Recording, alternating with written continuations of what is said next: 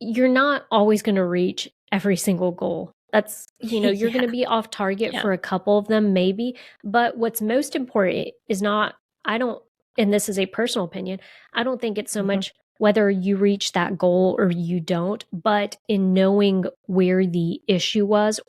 Hey everyone, welcome to the S.O.B Marketing Podcast, where we celebrate the S.O.B that you are, and if you haven't figured it out yet, we mean small-owned business. We don't mean S.O.B.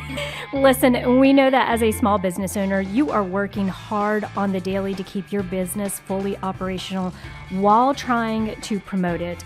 And while some days it may feel like the business is owning you, if we're being honest with each other, I bet you would admit that you wouldn't give up the insanity for anything. Our commitment here at the S.O.B Marketing Podcast is to give you the real talk, what works when it comes to advertising, marketing, promoting your business, and then what doesn't really work. And Chelsea and I promise to always keep the conversation real. All right, Chelsea, we're back for another episode of the S.O.B Marketing Podcast. Welcome, everybody. If this is your first time joining us, be sure that you hit that subscribe button on whatever platform you're listening to podcasts these days, because you're going to want to stay in the loop and hear all of these various marketing topics that we cover. This podcast is ideal for those of you that are small-owned businesses, and you're just looking for some resources for marketing discussion and to be able to stay on top of all of your marketing stuff. So, Chelsea, what are we talking about today? Well, Vivian, today we are talking about the marketing plan, which I know sounds very, very difficult, and I get it. Vivian and I both went to school specifically for marketing. So today what we're doing is we're going to create a version that small business owners can feel comfortable with and feel like that they can actually complete without being so nerve-wracking, because marketing plans can be a big thing. Vivian, when you were in college, did you have to do like a marketing senior project? We did. We ended up creating like some type of business, and then we had to present like a marketing plan for this made up business. So for us, we ended up doing, which was kind of funny. I thought it was a great idea. It was formal wear for like prom and stuff, but it had this thing in it where it would regulate your temperature. So you wouldn't get like hot and sweaty and you wouldn't get too cold and this and that. So we created a marketing plan for that. Yes. I love that. Okay, so when I was in college, we actually did it a little differently, which I love that we both went to USC, both for marketing, but our experiences were so different just because the years apart that it was. The big time gap you're talking about? I didn't say big time gap. I didn't say big time gap. I just said the difference in time. Okay, look. When I was graduating, our senior project was actually helping a local small business. They were actually friends with our professor, and it was alcoholic ice cream. So you know the ice cream that has alcohol in it? We split up into 6 different groups, and each group had to create their own marketing plan. I mean, the company was like, go ahead, whatever you want to do. We'll even rebrand, like we'll change our name, go for it. And at the end of the year, when we presented these plans, I mean, for one, the owner of the company didn't even show up. What? Like they didn't come to our like presentations, which they were supposed to. Yeah. We gave them all of our projects. I mean, these were in-depth like marketing plans, like 60 plus pages, just detailed information. They didn't use any of it. Like they didn't look at any of our projects. They didn't consider any of them. But, at the time, all of us were really upset about that because, we spent an entire semester working on this thing and it wasn't even considered. Yeah. But looking back, I mean, that is a small business owner who was already struggling, And then they got 6 different 60-page reports of just like in-depth marketing stuff that they probably didn't know what any of it meant. So at the time, again, I was kind of PO'd about it, but now looking back at it, I'm like, what did we expect to happen? Like, how did we think that giving all of this stuff to a small business owner who's already like struggling to figure out what's going on with their business, like it wasn't reasonable. Yeah. Well, so here's I want to touch on a couple different things that typically create these obstacles in marketing plans. And I'm going to be really upfront and honest with you. I've been doing this marketing stuff for a very, very long time. I am not a fan of a marketing plan simply because of the same reasons that I'm about to voice here. Number one, like you said, it's too long. It's too big. Like the purpose of a marketing plan is for it to be a resource and a guide for a business owner to be able to refer back to as the time and the year progresses, to check off the list and to be sure that you're hitting those goals that you had set out. The idea behind that is that you're tying them into your sales goals or your revenue goals or whatever it is. And so it should be a document that helps you move along in your business throughout the year. Now, the other part of it is number 2, I think that it becomes this elusive thing where not only is it just too much to digest at one time, but it becomes this thing where if you create your marketing plan in December of the year prior, by the time you get to June, there could be other factors that you did not, include in that marketing plan. So you may feel like it's outdated and it needs like a refresher. And number 3, I think sometimes what happens, let's take, for example, what you guys did. It was, hey, let me get somebody to, because it takes time and it's consuming and there are multiple factors, let me get someone else to create a marketing plan for me. Not a fan of that, because as a small business owner, you know your business better than anybody else. And so maybe part of the struggle with that class project that you did, and the reason they didn't even show up, is because if I'm them, I'm thinking, they don't really know my business. They don't maybe I'll take a couple of snippets from these papers if I find something good. But at the end of the day, these college students don't know my business the way I do. And how much, do I trust them enough to create an entire marketing plan? Like, are they bright? Sure. Do they know marketing? Absolutely. But do they know my business? Probably not. Yeah.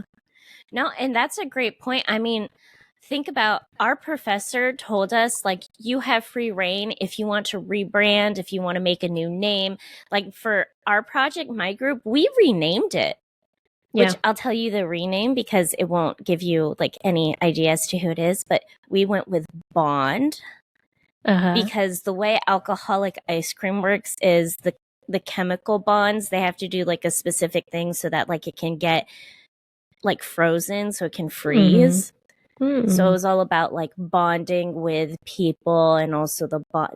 It made sense. But my point is, we did all of this stuff. We created basically our own image of this small business that we didn't actually know anything about this small business. Well, and also, did they tell you how much money capital they had to spend on rebranding or anything?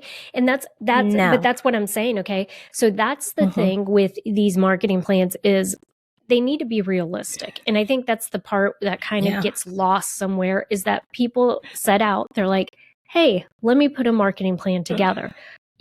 Sometimes it may not be realistic because they don't have the funds to do what they would like to do, right? It's a pie in the sky type thing. So I think for today's discussion, I want us to walk through this process, because you and I have talked about a process that works really well. It's only 3 steps. And I think it's very applicable to small owned businesses. And at the end of the day, it's something you can actually use. It's not going to be sitting in a desk drawer somewhere. It's not going to be sitting on a Word document on your computer to be visited the first 2 months and then never again. It's something that you can actually refer back to and to help push you along with your marketing. Exactly. So our point today is we're still going to give you, like Vivian said, 3-step outline for a marketing plan, because you should still have one. Don't just kind of throwing stuff at the wall type of marketing. You do need a plan. You don't need a 60-page marketing plan like how we gave this poor small business owner, but you do still need to create reasonable goals, meet those goals, make sure, am I doing what I need to do to meet them, that sort of thing. So really quick, I do want to go through the reasons why you need a marketing plan.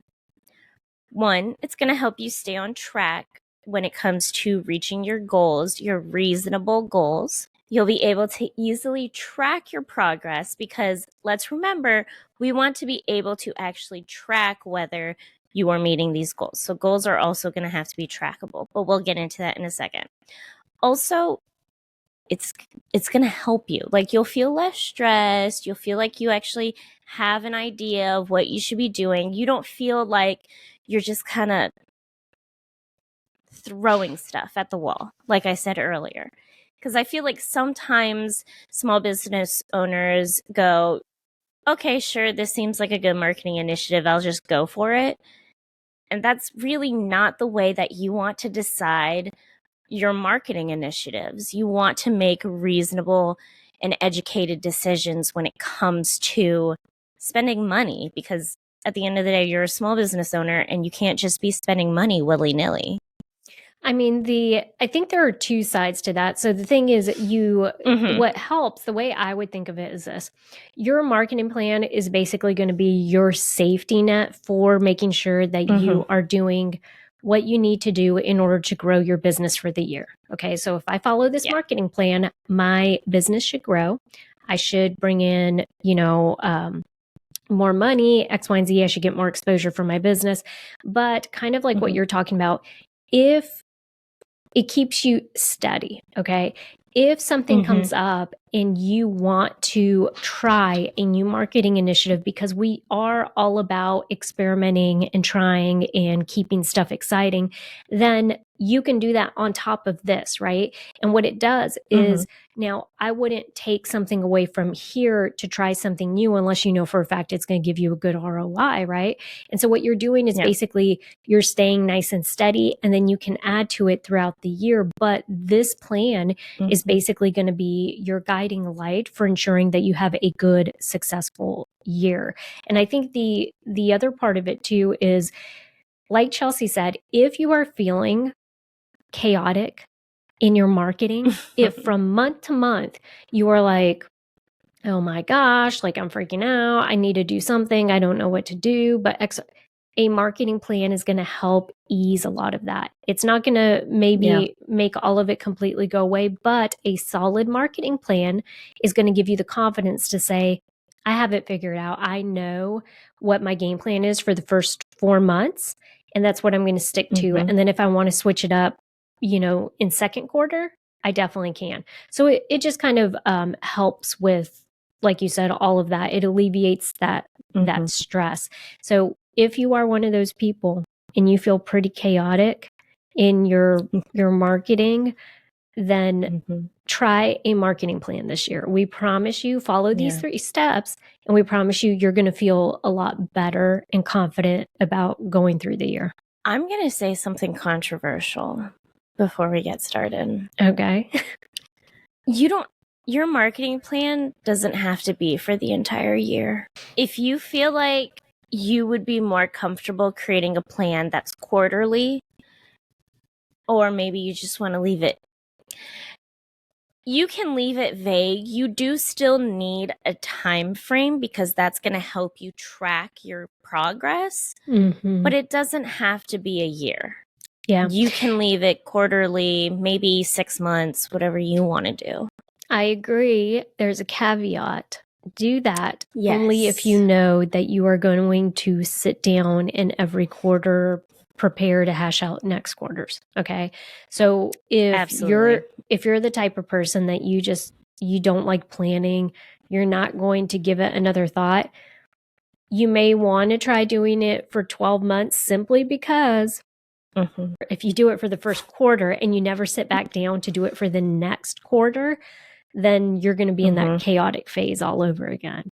So no, you know, you guys know yourself best, figure out what's going to work best for you. But I will say I agree with you, Chelsea, in the sense that I personally work best quarter by quarter because it does kind of give me a shorter snapshot or game plan of what I want to do. And then it's this weird thing too, where I'm consistently having to check in with myself throughout the year. Right. So it's almost like it's forcing me to reevaluate. Like I can't, I can't go into the second quarter without having evaluated what happened during the first and how well it worked, X, Y, and Z. So it's just in a pattern, like getting yourself in a pattern of creating good habits with regards to your marketing.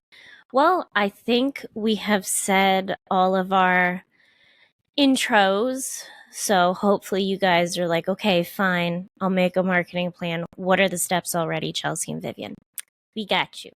Step 1, you need to really understand your business. Everything about it. And I think, like I was explaining earlier with our whole marketing project for my senior marketing project, we had already failed. Well, I don't want to say failed. I mean, it was a pretty good marketing plan, but we had already not really truly understood the business. And again, as a small business owner, the only person who really understands you is you. So you need to understand your business. That means you need to understand your customers. You need to understand your budget. You need to understand all of that background information so you can set reasonable parameters. And if you have a marketing coordinator, I mean, obviously they can help you put this together, but this first step really is more about, like Chelsea said, you're identifying your target audience in this step where you're like, okay, I know who my product or service is for, so I know where we're going to focus our plan on, like the people we're going to put it in front of.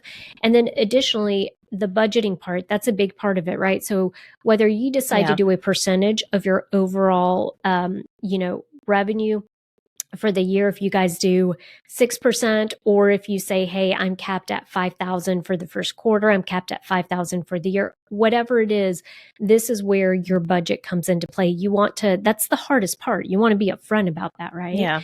And then, and even if you're dealing with the range, if you don't have specifics, if you don't have a hard stop at 10,000, but you have a range where you're like, I'm willing to spend 7,500 to 10,000 for that first quarter, that's good information to know. And then on top of it, I think the other part of it that often gets overlooked is part of knowing your business is also knowing your profit margins and knowing which are going to be the most profitable. That's not to say that you're not out there promoting all of your products, but I think it's important to know that part of your business and to hone in on it and leverage it when you're building these marketing plans. Because if I am using my money, my marketing dollars for a medium, for a avenue that's a little more expensive, then I want to be sure that, that I'm smart about which product or service I'm actually promoting on that, right? And so it just seems like there's always a rhyme or reason or a art to being able to select those products and services onto the most appropriate avenues. Yeah. Well, I can give an example. Let's think about waxing salons. Their biggest sellers are always going to be Brazilians, right? Brazilians or eyebrows or underarms. Those are the top 3 services. Do they offer other services? Yes. You can get your sideburns. You can get your knuckles. That's a thing, apparently.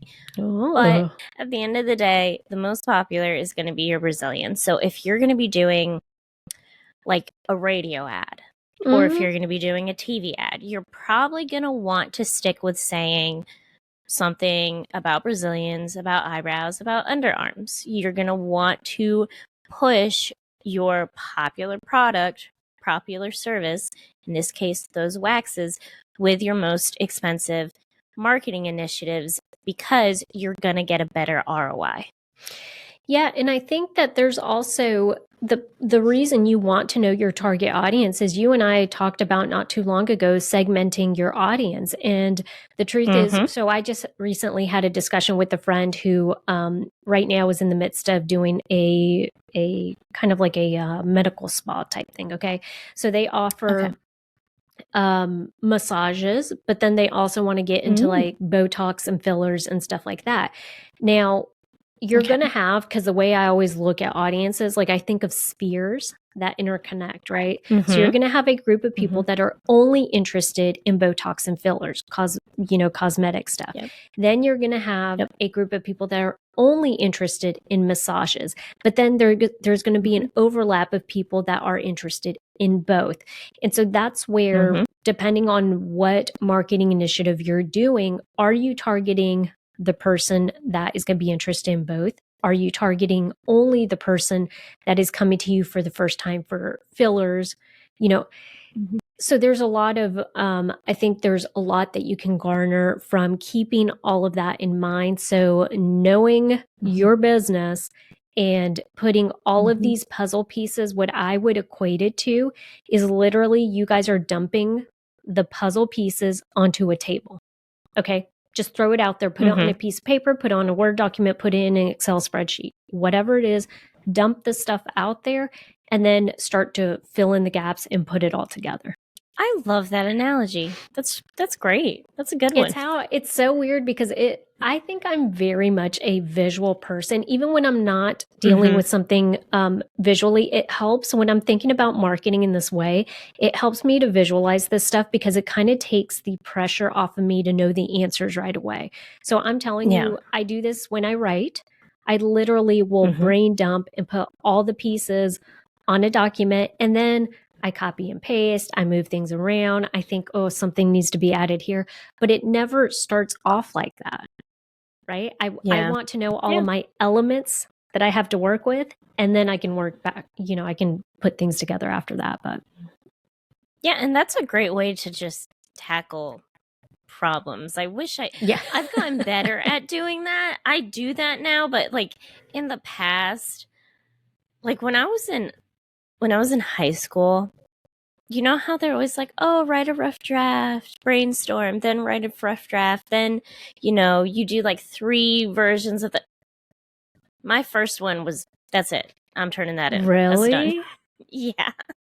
Interesting. Yeah. See, I just don't, my brain doesn't allow me to work that way. I think, and then the other part of it is, because what I know I do is if I don't lay out everything on a physical piece of paper, like all the stuff in my mind, I always want to resort back to, well, if only I had this.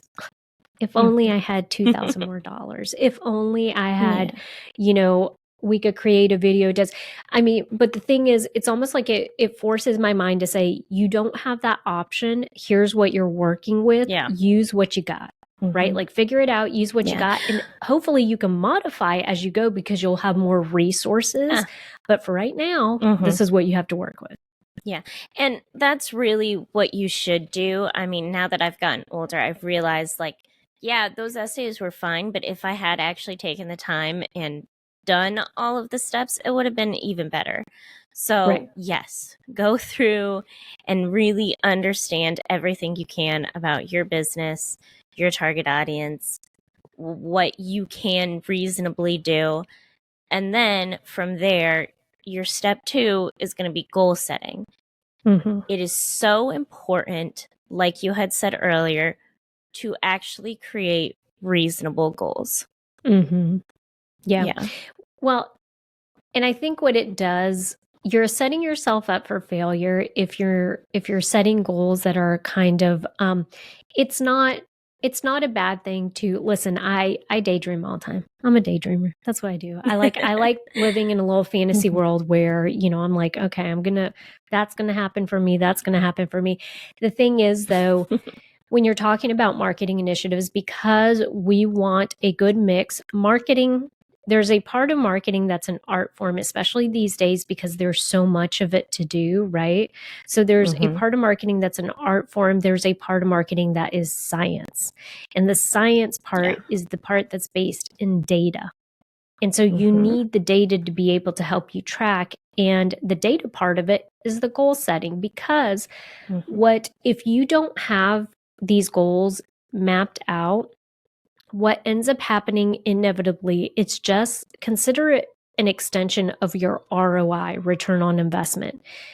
If you are investing money in whether it's billboards or radio or postcards or Facebook ads, and you are not going back to evaluate how much money you can't tie revenue back to those particular things, then you're not doing, you can't. The one thing that I really hate is when people are like, oh, well, it's working. Okay, well, how many new customers did it bring in? Well, I don't exactly know. Okay, well, then how do you know it's working? Now, granted, I do think there are some marketing initiatives that you're doing for the brand recognition, for the goodwill to the community, if you're sponsoring, events and all that, but there are still ways to track that stuff, right? As best as you can. And so I think if you're not setting those goals, you're less likely to track your ROI, and then you don't know how to connect those two, how they're like correlated. Do you love making crafts and working on your small business but struggle to get them in front of customers? Do craft fairs, events, or pop-ups leave you feeling overwhelmed or frustrated? Introducing Rock Your Fair, the course designed to help you succeed in the world of craft fairs, pop-ups, and events, created by 2 marketing professionals with over 15 years of experience. Rock Your Fair is perfect for anyone who's new to the game or just wants to step up their game. Our step-by-step approach will guide you through everything you need to know, from choosing the right events, to setting up your booth, to marketing your products effectively. And you know what? You'll also get access to us for personalized coaching and feedback so you can put your best foot forward. Do not let craft fairs, pop-ups, and events hold you back. Sign up for Rock Your Fair today and start rocking your way to success. For a limited time, get access to our free mini course. Simply head over to our website at www.theseasonmarketer.com and click on workshops. You're not always going to reach every single goal. That's, you're going to be off target for a couple of them, maybe. But what's most important is and this is a personal opinion, I don't think it's so much whether you reach that goal or you don't, but in knowing where the issue was or why you fell short, right? Because that's going to tell you when you didn't think something through all the way, or if something happened with the marketing initiative that you weren't expecting and you're like, oh, shit, that took more financial resources than I expected to develop an app. I thought I could develop an app for $5,000 and really it took me $10,000 or whatever it is, right? So I think identifying those gaps is most important so that you can learn from them and move forward. And I'm really glad that you said that, because I don't want people to think that we're saying set a goal that's easy, that you can definitely reach, so then you can feel better, because when you create goals that aren't feasible, then you also kind of feel like shit, right? Because it's not feasible, so you can't reach it. So now you're like, oh, well, darn, I didn't reach these things. Wow, my small business sucks and stuff like that.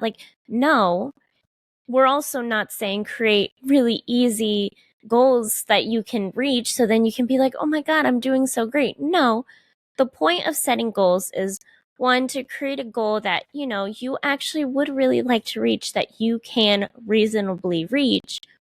But then if you don't reach it, you can go back and see, this is where the problem was. This is where I fell short. Just like you were saying, oh, well, maybe this marketing initiative took too much time, too much money. Now okay, if I do that again, I have to change something. Or maybe you decide, I'm not even going to do that initiative again. It wasn't worth it. That's the point of goals. And I think so what this could look like is, let's say, let me give you a couple examples. Let's say that you're a, let me see, a physical therapist or whatever it is, okay? You're in a physical therapy group. Maybe one of your goals is that you start getting referrals from a certain like outside person or whatever. Okay, well, that's a goal that you can set. And then from that goal, you have your marketing initiatives that come from it. Okay, well, how are you going to get, this person doesn't refer to you, they don't even know you exist. How are you going to get them to start referring some of their patients to you? Well, obviously that means that you're going to have to create material that you can drop off for them. You're going to have have somebody go in and have conversations with them. This could be something that is done on a monthly basis. This could be something that you do as the business owner where you put it in your schedule, like, hey, I'm going to make it a point to go out and meet their owner, right? I'm going to have a sit down meeting with them. Or you can hand it off to someone and say, hey, I want you to go pay goodwill visits to them once every, month. But then the strategy comes from that, right? Another example would be, let's say that, because it's fresh top of mind, let's say you're a spa in a new community, right? And you have a community basically in your backyard, and you're saying, okay, well, for the first quarter, my goal is going to be that 70% of the patrons that come through here, of the customers, are going to be from this area, right? Because that means I'm focusing my attention on this community because it's so close, right? Like I can throw a stone and hit it. It's so close. So then from there, what are the marketing initiatives that will help me reach that goal of having the predominantly all of my customers coming from this neighborhood? Well, I'm going to leverage, I'm going to join their neighborhood Facebook group. I'm going to be sure that I show up consistently on there, either by sharing not just the promotions that we're doing, but by sharing, a video of, hey, this is what it looks like inside our spa. Hey, this is where we're located, right? Did you know it's a 5-mile walk? Or not 5 mile, 5 minutes. It's a 5-minute walk. 5 miles is a little long. They're really a 5-minute walk, whatever it is, but so another goal could be, you're a coach and you want to say, I want people to equate my name with being an expert in matchmaking. Okay, in love, whatever it is, in relationships. Okay, well, what are you going to do? What are the marketing initiatives that you're going to do for this quarter to start to, to make that? Okay, I'm going to do reels that talk about these topics, or I'm going to, whatever it is. But these are the ways that helps to guide those initiatives ultimately. And you've already started talking about, step 3, which is, what are the marketing initiatives that are going to help me accomplish this goal? So it's real simple: understanding who you are, creating goals that line up with who you are, so then you can easily think of marketing initiatives that will help you accomplish your goals. I mean, that's the essence of a marketing plan. Put all together. Yeah. So maybe a way to approach this, if I were starting from scratch and doing this, what I would do is similar. Let's go back to the puzzle, right? Dump out the stuff that you want to do. Like, hey, you know what? I've been really wanting to do an interactive quiz. Okay. For my business, because I feel like that would really, I could develop a quiz that really would garner people to, to give me their email. I could grow my email list. Okay. So you put all of those things in there that you have an idea of what you want to do. I want to do a billboard. I want to do an interactive quiz. I want to do some Facebook ads. Just list them out.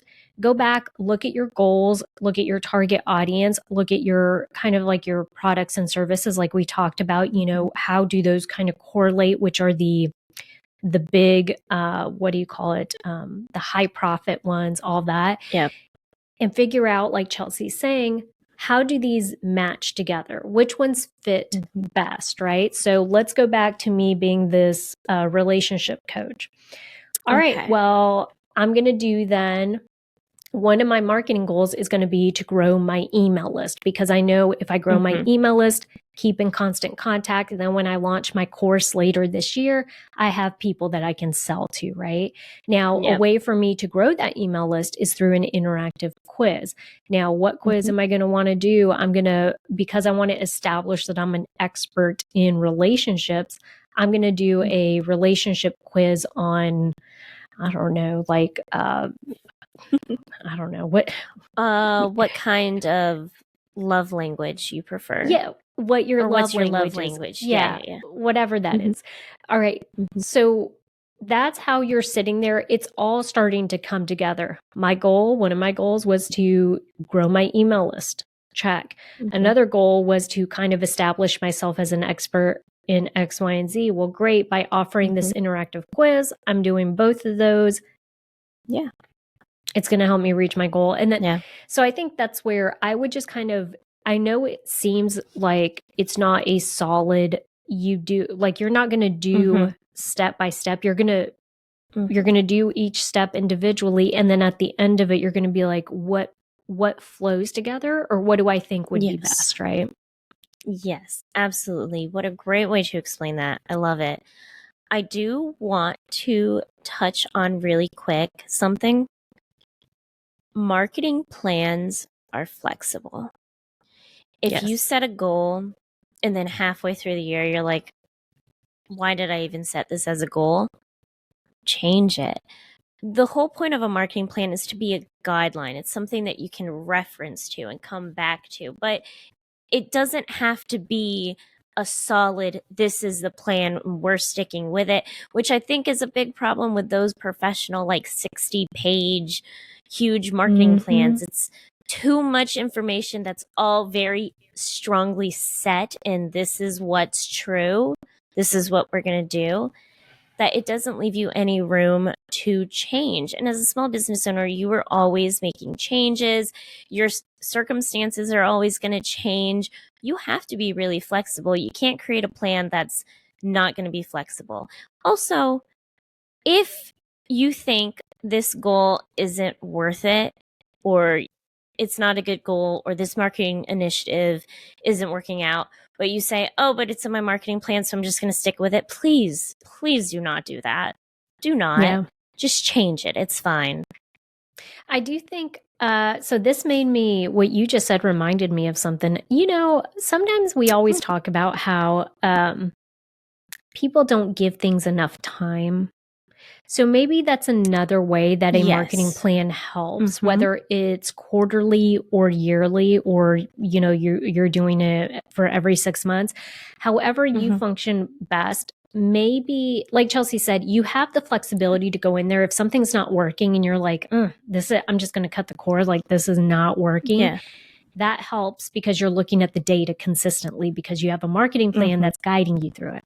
But there's also this thing where, let's say you're doing it by quarter. Instead, if you're a small business owner and you guys know yourself, you know who I'm talking to, if you are out there and you're like, oh, I've been doing this for 2 weeks and it's not working, hopefully a marketing plan can help to kind of simmer you down a little bit and say, hey, most marketing initiatives are not gonna, they're not gonna work in 2 weeks, y'all. You gotta give it a little breathing time, right? Give it time to actually work for you.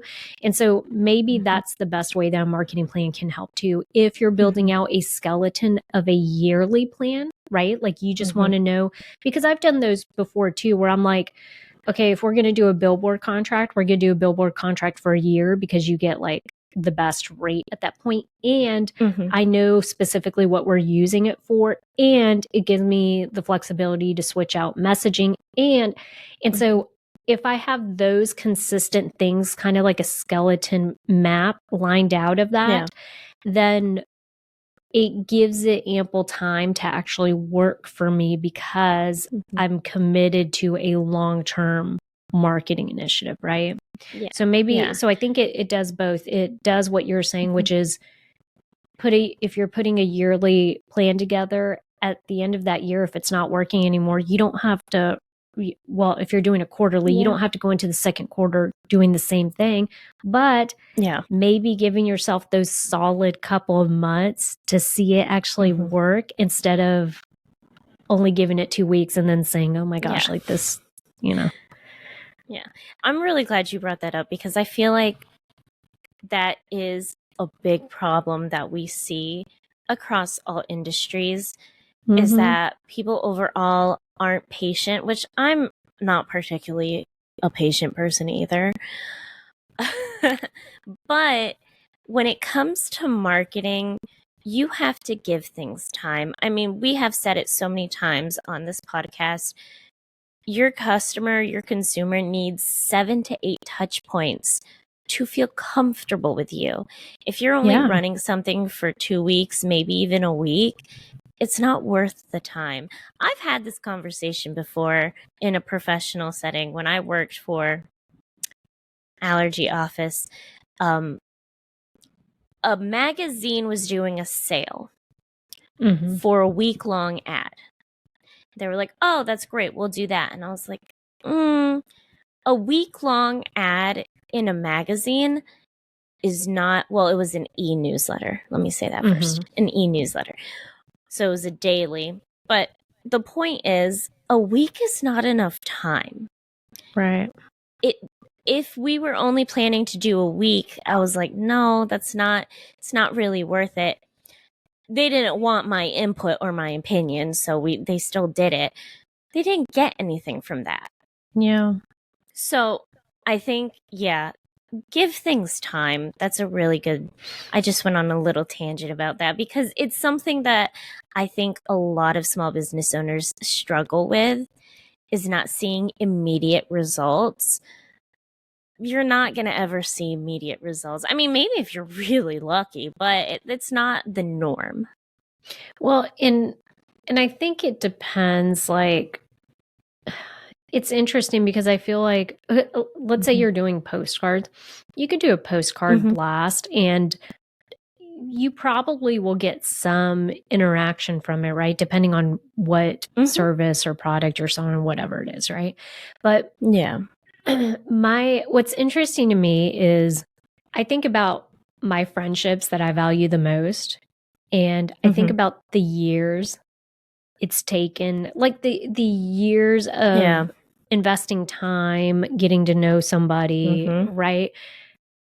Why would it be any different with a customer where I get it, you're not trying to be their friend or whatever, and they're coming to you for a product or service, but at the end of the day, it is a very, the environment that we are in these days where we are bombarded by messaging and this and that. Why would you think that seeing one message is going to get that person to suddenly buy from you?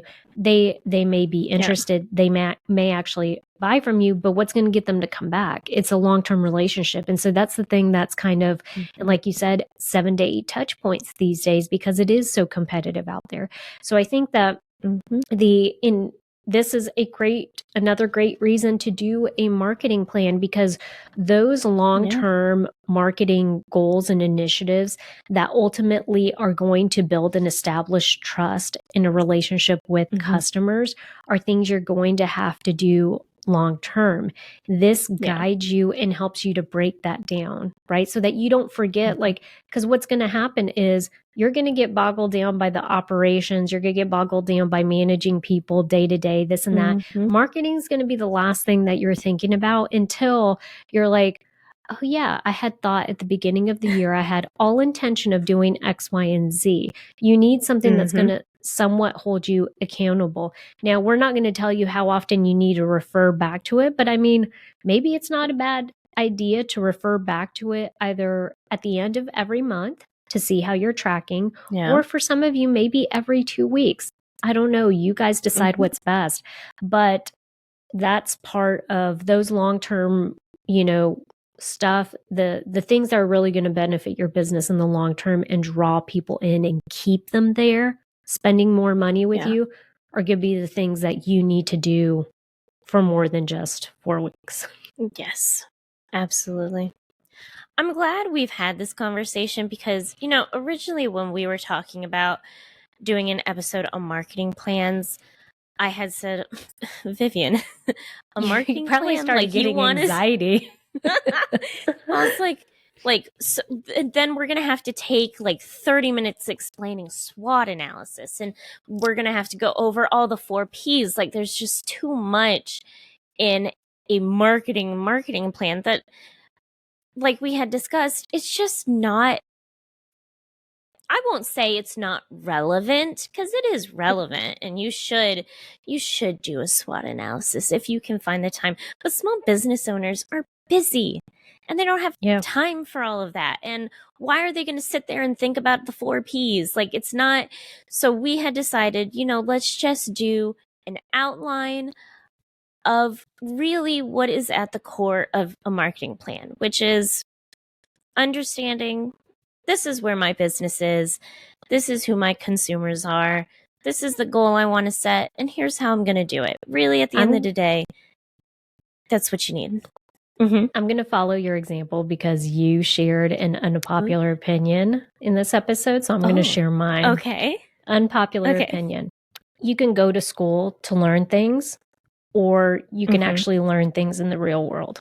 And you're going to come out with 2 very different things. And I feel like the beauty of us, like we went to school and we learned marketing. Now, granted, yours is way more applicable because you were in school just how many years ago? I graduated in 2019. Okay. So 4 years ago. Okay. Yeah. So 4 years ago, you were in school. Mine, I graduated in 2005. Okay. So and let's be real. The world has changed drastically since 2005. There are marketing, I want to say, basics and truths that I am always going to keep with me. And really, the stuff I learned in there, like I took a personal selling course that was invaluable. Like I could not have learned the stuff I learned in there. It was life lessons, okay? Not just like selling. It was stuff that I take with me in my life. And mostly because the professor was really good. So I'm not saying that my education was not helpful. It 100% was. And there are truths that I've taken with me and I can apply to many different areas, including marketing. What is not really applicable is some of the stuff that I learned back then. It's not, the people have changed. The world has changed. The way we use technology has changed. The stuff that we're going to be doing in 5 years is going to be vastly different. If you're a good marketer, if you're a good small business owner, you accept that fact, you relish in it, and you move forward and you go and you make these truths work for you. And that's what this marketing plan is. Yes, we learned how to do a legit marketing plan. What good does it do me if it's not flexible and something I can use on a daily basis to actually grow my business? And that's what we want, is we want you guys to understand marketing is a lot of fun. It is extremely important to your business because it's going to grow your business. Make it work for you. There is no box. Like you don't have to do, be sure that it fits the way you work best and be sure that you're getting the most out of it. So, if you want to do quarterly marketing budget, do a quarterly. If you want to do a yearly, do a yearly. So. Absolutely. I think really at the end of the day, the biggest takeaway from this episode is you should have a guideline. Yeah. You don't need all the extra stuff. A guideline so that you're not just going through life with your head in the air. I don't know. That's not in the sand. An analogy. Well, I didn't want to say head in the sand. Well, I know it's in the sand, but that's not head the in the analogy. clouds. Head in the clouds. Yes. That's what I was thinking of. I couldn't think of the word cloud. Thank you. Okay. Head in the clouds. Like you need to actually air. I'm going to start saying that. I'm going to say, get your head out of the air, please. Chelsea, snap out of it. Get your head out of the air. Where would it even go? Everything is air. I know. All right, Boo. Well, that does it for us today. We thank you guys for coming. And we hope that you got at least something out of this conversation. If you guys have any questions, feel free to email us at help@theseasonedmarketer.com. And certainly be sure that you tune in every Wednesday because we're going to have a new episode for you to listen to everything and anything marketing related. So thanks for joining us. Yeah, and go be the best SOB you can be.